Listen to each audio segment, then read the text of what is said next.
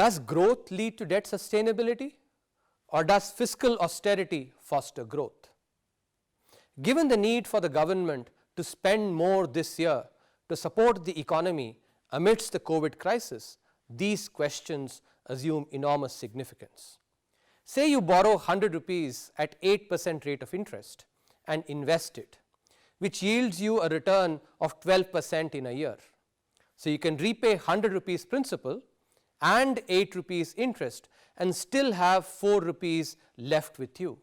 In fact, you can borrow 100 rupees again to invest and continue pocketing some money every year as long as the interest you have to pay is lower than the return you make. The investment is thus self-financing in this example. The same idea works for governments as well.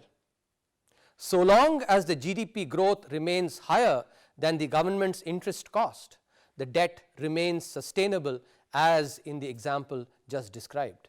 Chapter 2 recommends that this important insight must be used by the government to spend more during economic downturns and less when the economy is doing well.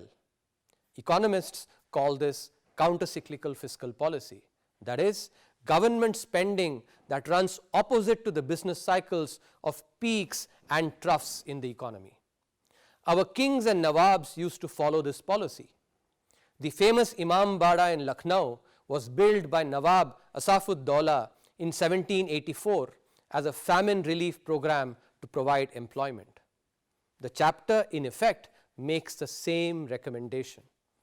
In a recessionary year, government must spend a lot more as such spending eventually becomes self-financing within a few years.